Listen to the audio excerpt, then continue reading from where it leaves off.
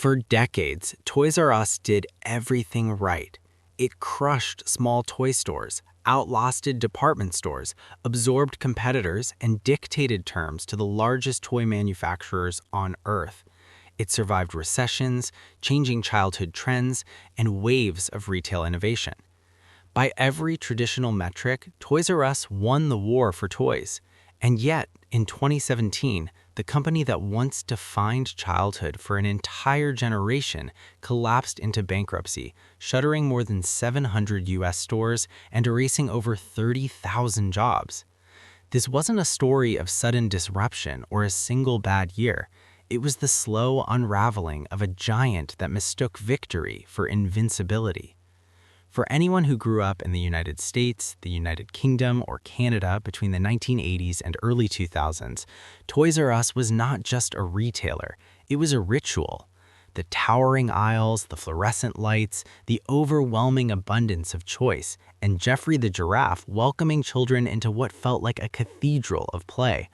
Birthday money was spent there, holiday dreams were formed there. For parents, it was the default destination for anything toy-related.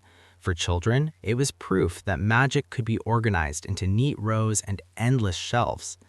At its peak cultural relevance, Toys R Us wasn't competing with other toy stores. It was competing with imagination itself. And for a long time, it was winning. The company's origins were far more modest. In 1948, Charles Lazarus opened a baby furniture store in Washington, D.C. called Children's Bargain Town.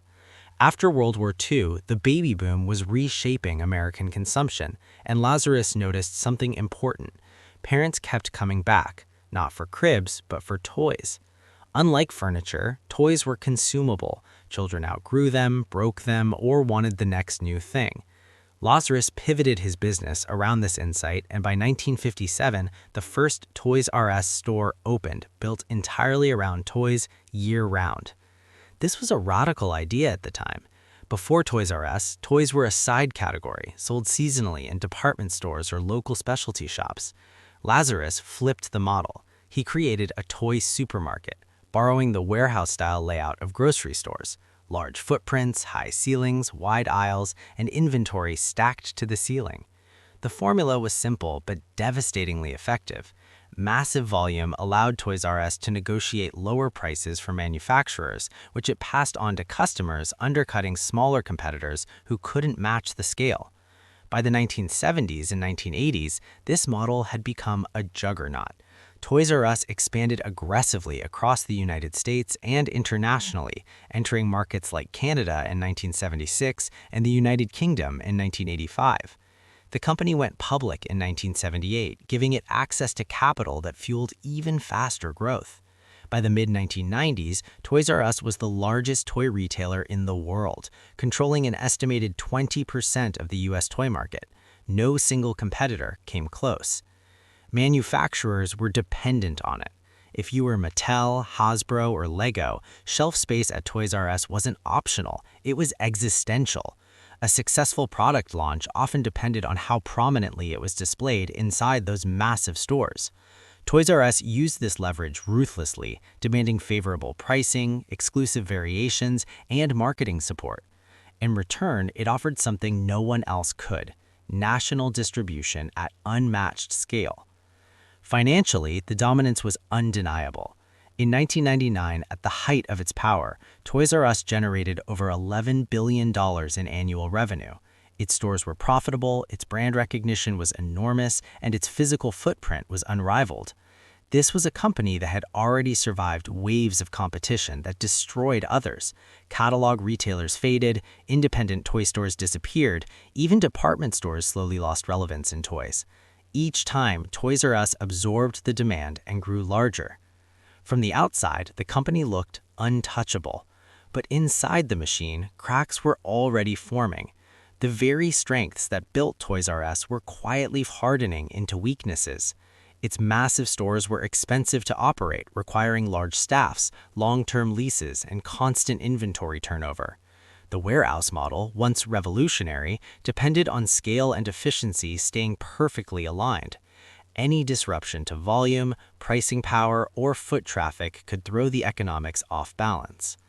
More importantly, the company had optimized itself for a world where physical retail was the center of commerce. It was structured to win price wars against brick-and-mortar rivals, not to adapt to a future where convenience, data, and logistics mattered more than aisle count. Its systems were complex, slow to change, and deeply tied to its real estate footprint.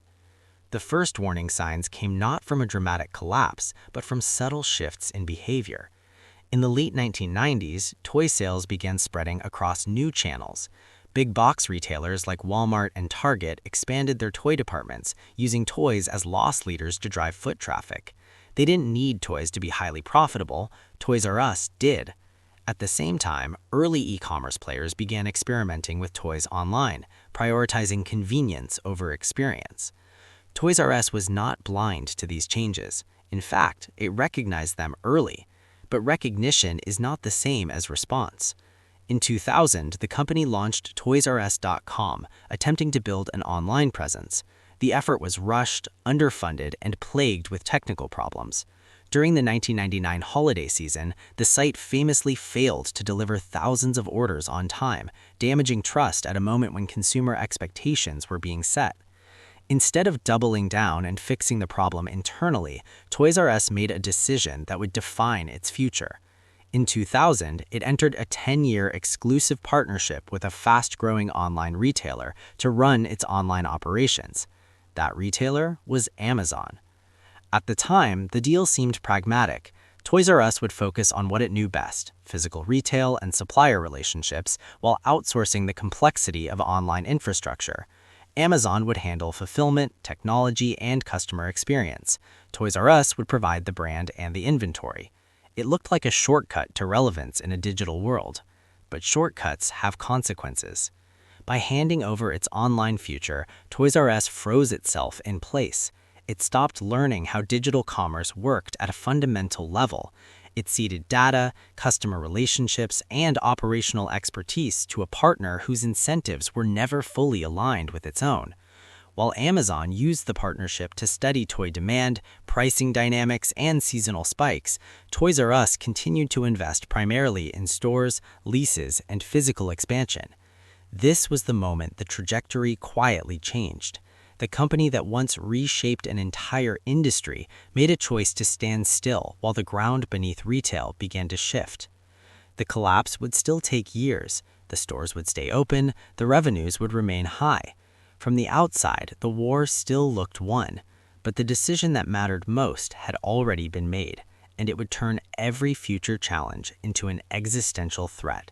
By the time the Amazon partnership was signed, Toys R Us had already made its most consequential bet, that the future of retail would move slowly enough for a dominant incumbent to adopt later. That assumption would prove fatal. The agreement with Amazon, announced in 2000, gave Toys R Us an exclusive online storefront on Amazon's platform in exchange for Amazon handling fulfillment and technology. In theory, it was a division of labor. In practice, it turned Toys R Us into a supplier on someone else's battlefield. Amazon learned the rhythms of toy demand, the margins, the seasonality, and the logistics bottlenecks that defined the category. Toys R Us learned almost nothing about building modern e-commerce at scale. The partnership deteriorated quickly. Amazon allowed third-party sellers to list toys that competed directly with Toys R Us's inventory, often at lower prices. Toys R Us sued Amazon in 2004 for breach of contract. The dispute was settled in 2006, ending exclusivity and allowing Toys R Us to relaunch its own website. But by then, the damage was structural.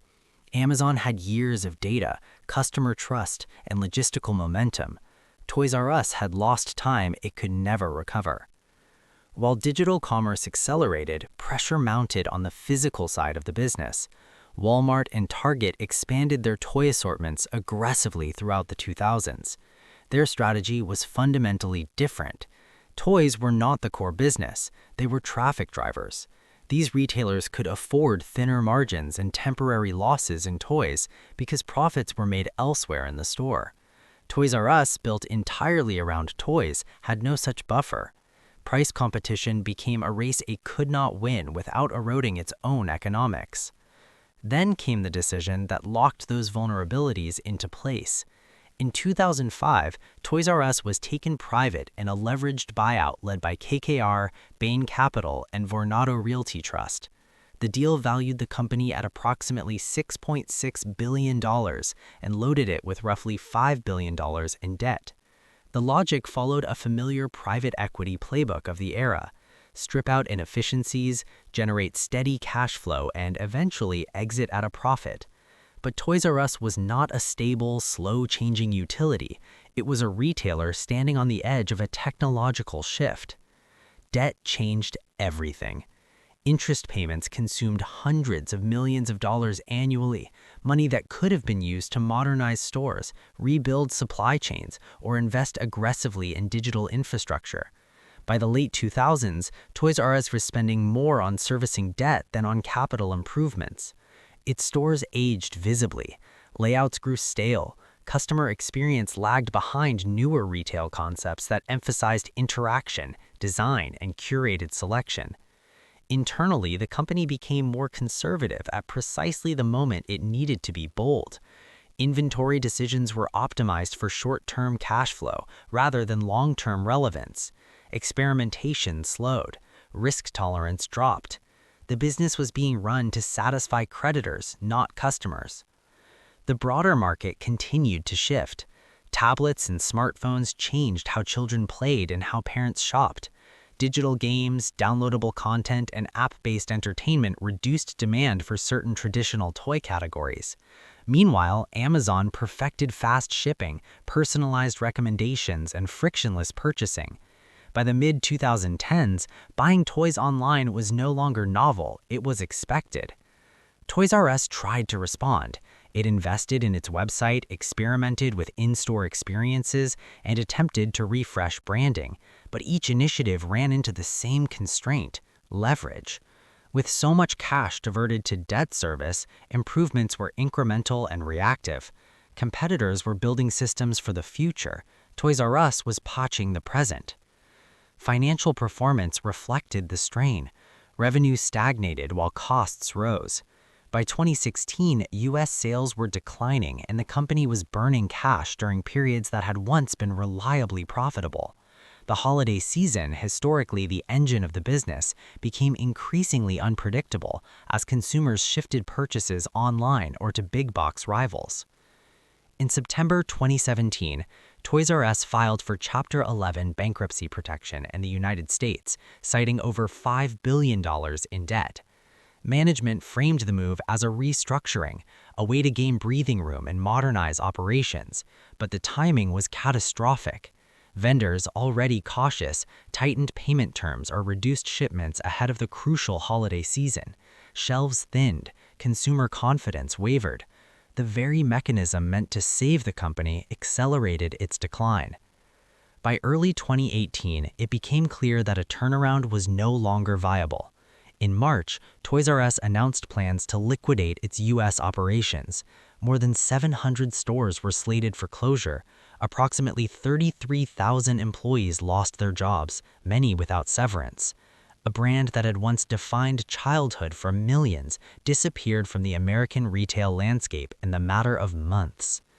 Internationally, the story was more fragmented. Operations in Canada survived after being sold to new owners. Some international franchises continued under different structures, but the heart of the empire, the scale and influence that once shaped the global toy industry, was gone. The collapse of Toys R Us is often framed as a morality tale about Amazon or e-commerce. That explanation is convenient, but incomplete.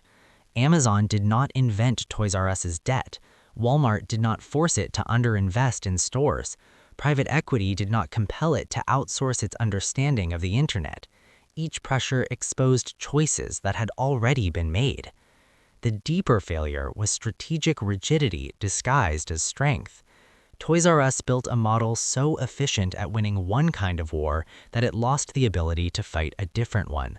Scale became inertia. Dominance became dependency. The company optimized for bargaining power with suppliers and forgot that customers were learning new habits faster than it could change. In the end, Toys R Us did not fail because it was weak. It failed because it was designed for a world that no longer existed, and every decision meant to protect that design made adaptation harder. Victory bred confidence, confidence bred delay, delay compounded into irrelevance. The lesson is that nostalgia is fragile or that physical retail is doomed. It is that past success offers no protection against structural change. A company can win every visible battle and still lose the war that matters most, the one against time itself.